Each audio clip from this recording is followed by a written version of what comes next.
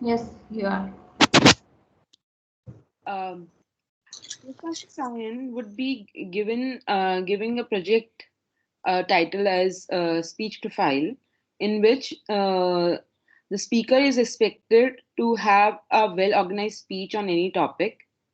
And I would be the things I would be thinking about while evaluating would be, first of all, the organization of the speech.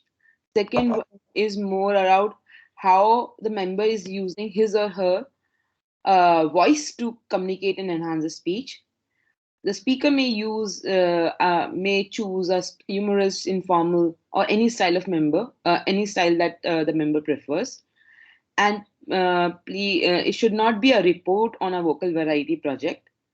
And finally, uh, this profiling would help me to guide him how which is the best speech profile that he should be using while delivering his future speeches. Timer, please note the speech length should be 5 to 7 minutes. And I wish the Toastmaster Sayan best of luck.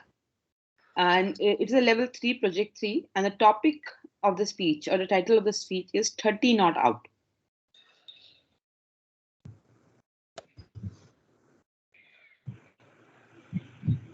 Thank you, Toastmaster Parul. Toastmaster Sayan, 30 not out, 30 not out, Toastmaster Sayan. 30 not out. Isn't it a very small number to make a speech out of it? How idiotic of the speaker to speak a topic out of 30. It's not 70 not out, my friend. It's just 30. These are not my thoughts. These are the thoughts that are going in your mind, isn't it? Let me ask you, what thought came in your mind first when you heard 30 not out? When I read title, I said, it's not a big figure, generally 100 or maybe the 50. I would take all of your minds and I would like to say that you are all beating in the woods. Good morning, fellow Toastmaster, and there is no guest. So, good morning, my fellow Toastmasters. 30 is a number which is not my age, but it is the number of interviews I have given in the last 1 year. Result of the interviews? Straightway rejection.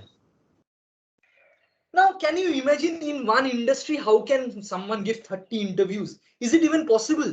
Is there 30 companies in one industry? Well, to answer to this question, I am sure you have this doubt also. I will take you through a very small but very interesting story. HR is a very good friend of mine. I really love them. Even the word horrible is incomplete without H and R. In some case, I happen to be few steps ahead of the curve of few HRs. One day I got a call in my phone. Tring tring. Hello, is this Sayan Mukherjee? Yes, speaking. Actually, your profile is shortlisted in one of the food division of our company. Are you interested? Food division of a huge organization of a huge MNC. I was thrilled. Yes, I am very much interested. Okay, your interview is scheduled for next week. Thank you. I gave the interview for the food division for a role of brand manager. It's a huge company. It's like my dream company.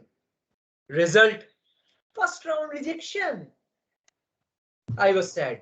But then I was going through my LinkedIn profile and there I saw in that same organization, in confectionery category, there was another opening. Without thinking much, I straightway applied. I searched LinkedIn, got a few contacts of HR of that organization, straightway sent my resume to them without thinking much. 1 week later, I again got a call. Hello, is this Sayan Mukherjee? Yes, speaking. Actually, your profile has been shortlisted for our confectionery division. Are you interested? Yes, very much. Then came a question that really haunted me. Have you ever applied for this organization? Have you been through the process? But just like Modi ji has said that there was no shortage of oxygen, I was confident in.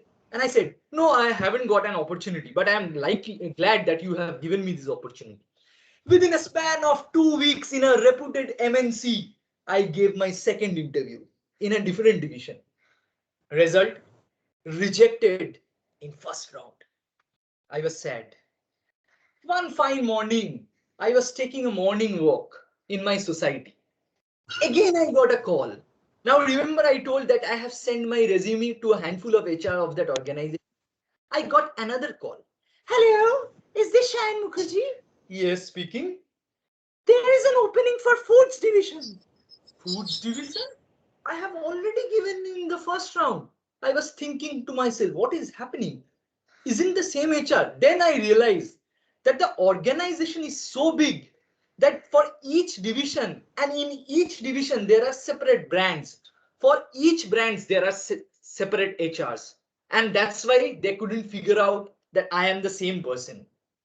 But then the moment I heard food division, I could remember one thing, that maybe in all the brands there are separate HR, but ultimately all brand leads to one portfolio, and that portfolio is headed by one person with whom I have definitely given an interview. But without thinking much, the Modiji in me gave the answer. Yes, I am interested. The HR said, have you ever applied in our organization? I said, no, I haven't. But the thought in me scared me. But I never got a call from them. Maybe the head realized my scheme. And you never know, I might have been blacklisted in that organization. So I guess I have now given you a brief idea how I have given 30 interviews in the last 1 year. But one thing I have realized, I am pathetic at interview skills. I am so bad. Even simple questions I can't answer. One day, the Rani Lakshmibai of my house asked me few simple questions. Why is the geyser on? Why? Who has kept the plates in the sink?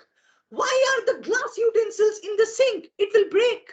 These are very simple questions with simple answers, but I couldn't answer them. Then I tried to do a deep dive, and I realized it's in my gene, it's in my DNA, that there is no one in my family who are good in interview. I give you another example. One day my mom asked a very simple question to my dad. तुम्हारे papa mummy तुमको क्या सिखाया? What did your parents teach you? I don't think there can be a simpler question than this. I was looking at my father. I thought maybe he will say physics, chemistry, maths, Newtonian laws. Every action has an equal and opposite reaction. Action has come from my mother. There will be a reaction from my dad, but there was nothing. Ultimately, I realized Newton was right. Force equal to mass into acceleration. So hence the force won here. And hence I realize it's in my DNA. So whenever I am rejected in an interview, I don't feel bad at all. I feel okay, let's see. There will be something good. But then I would like to leave with one thought in all your mind. Why do we search for job? Why do we hell bent on giving interviews? Why are we feeling so neglected or so left out when some of my colleague is moving to a different organization? Although I am placed at a good organization doing well, but whenever a colleague leaves, I feel the urge to go for an interview. Why? Ask yourself, is it the environment? Is it learning? Or is it money? I don't have an answer to it like my all interview answers. But one thing is for sure, our generation is prone towards money. The moment we feel that we can get money, we run towards it.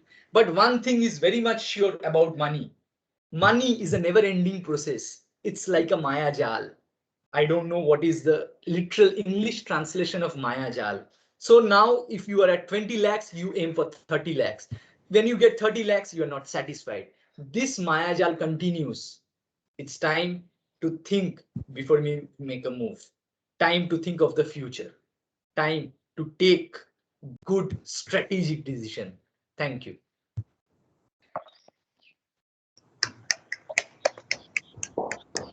Thank you, Tosna Sayan. It's a